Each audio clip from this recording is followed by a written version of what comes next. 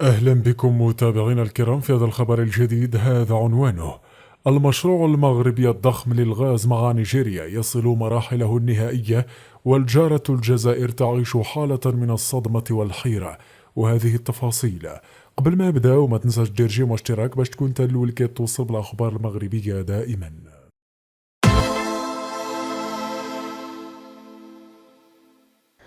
أعلنت وزيرة الانتقال الطاقي والتنمية المستدامة ليلى بن علي أن مشروع أنبوب الغاز بين المغرب ونيجيريا قطع أشواطا مهمة في مسار تنفيذه، إذ أثبتت الدراسات الجارية التي بلغت مراحل متقدمة قابليته للتنفيذ وجدواه الاقتصادية، كما تم الانتهاء من تحديد المسار الأمثل للأنبوب. الدراسات المتعلقة بمشروع أنبوب الغاز الرابط بين نيجيريا والمغرب وصلت إلى مراحلها النهائية، هذا ما أكدته الجهات المعنية، ونوهت أن المشروع يثير اهتمام كبار المانحين الدوليين لتمويله.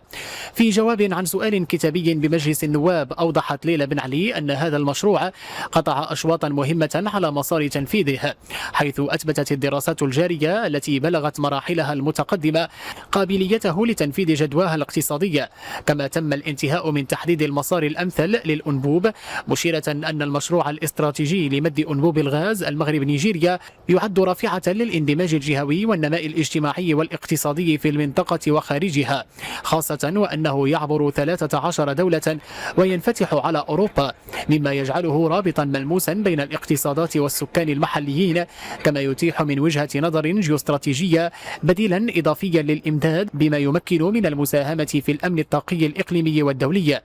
المشروع الاستراتيجي سيساهم أيضا في تحسين مستوى عيش السكان، وكذا تكامل اقتصادات المنطقة وتخفيف حدة التصحر بفضل تزويد مستدام وناجع بالغاز، كما سيكون لهذا المشروع آثار اقتصادية كبيرة على المنطقة من خلال استغلال طاقة نظيفة تحترم الالتزامات الجديدة للقارة ذات الصلة بحماية البيئة، وفضلا عن ذلك سيعطي المشروع بعدا اقتصاديا وسياسيا واستراتيجيا جديدا للقارة السمراء.